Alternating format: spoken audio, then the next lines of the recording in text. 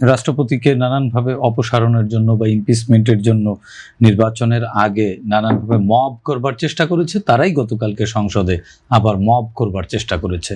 তারা দুইটি জায়গায় মব করবার চেষ্টা করেছে। শুনুন, প্রতিবাদ এক জিনিস, প্রতিবাদের ভাষা একরকম, প্রতিবাদের নানান জায়গায় নানান ধরনের পদ্ধতি আছে। এখন মসজিদে গিয়ে আপনি জুতো ছোড়াছুরি করবেন? মসজিদেও প্রতিবাদ করা যায়, মন্দিরেও প্রতিবাদ করা যায়, আবার সংসদেও প্রতিবাদ করা যায়। দেখুন, এই প্লাকার্ডগুলো নিয়ে ঢুকে কি দেখাইলো? তারা তো ফ্যাসিজমকে আবারও পার্লামেন্টে নিয়ে গেল, ফ্যাসিজম লেখা প্লাকার্ড পার্লামেন্টে নিয়ে গেল। আমি মনে করি যে জামাত, যেহেতু জনগণ তাদেরকে ভোট দিয়েছে, জনগণ তাদেরকে ম্যান্ডেট দিয়েছে, তারা পার্লামেন্টে অবশ্যই জনগণের কথা বলবে, প্রতিবাদও করবে, কিন্তু প্রতিবাদের ভাষা এরকম হতে পারে না।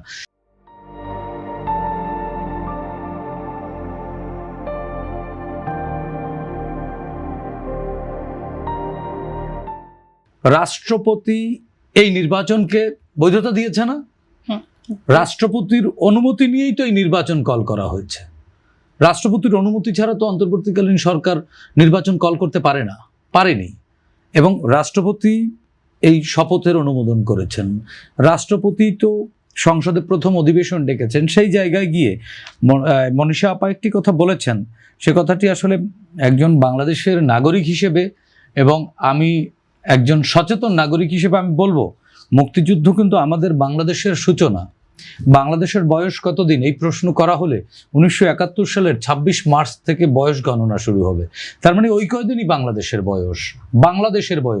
এখন যদি আপনি 47 বলেন, আরো অনেক কিছু বলতে পারেন, 1757ও বলতে পারেন, কিন্তু ওটি বাংলাদেশ না। বাংলাদেশের এই ভূখণ্ডটুকু 1971 সাল থেকে শুরু হয়েছে।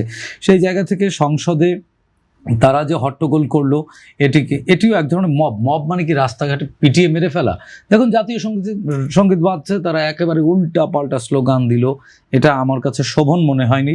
তারা এবং মাননীয় স্পিকার তিনি কিন্তু অত্যন্ত মার্জিতভাবে তাদেরকে নিবৃত করবার চেষ্টা করেছেন। তিনি যখন ব্যর্থ হচ্ছিলেন, তাকে কিন্তু বেশ কয়েকজন পার্লামেন্টেরিয়ান সহযোগিতা করেছে। তো সেটি সংসদ এমপিগিরি করা তো এত সহজ না। ভোট পাওয়া এক জিনিস আর পার্লামেন্টেরিয়ান হওয়া কিন্তু আরেক জিনিস। পার্লামেন্টের কিছু শিষ্টাচার আছে, হ্যাঁ, সেই শিষ্টাচারগুলো আমি গতকালকে দেখিনি। এবং রাষ্ট্রপতি ভাষণের প্রতিবাদ কেন করলেন আপনারা?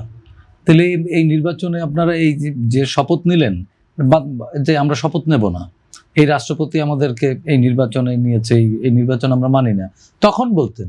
এখন কেন বলছেন? এগুলো হচ্ছে কি, জামাত জন্মের পর থেকে ঐতিহাসিকভাবে 1941 সালের পর থেকে পাকিস্তান, অবিভক্ত পাকিস্তান, ভারতবর্ষ এবং বাংলাদেশ সবটা মিলিয়ে এর চেয়ে সুসময়ে জামাত কোনো দিন ছিল না।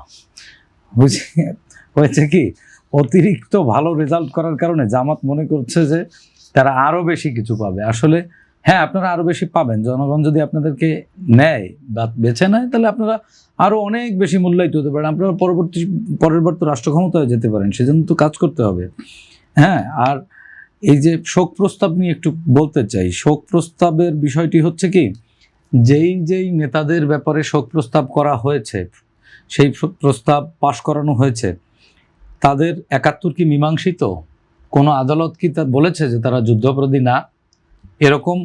এরকম যদি আদালত রায় দিয়ে থাকে আমার আপত্তি নেই, কিন্তু যাদের ব্যাপারে আদালতের এরকম কোনো ক্লিনচিট নাই, তাদের শোক প্রস্তাব আমি মনে করি এটা বাংলাদেশে 1971 সালের মহান মুক্তিযুদ্ধের সাথে আসলেই এক ধরনের প্রতারণা বা ছোট করা হয়েছে মুক্তিযোদ্ধাদেরকে। এবং সেটা মেজর হাফিজের মতো একজন বীর বিক্রম সম্মুখ সারির মুক্তিযোদ্ধার কাছ থেকে আমরা আসলে আহত হয়েছি।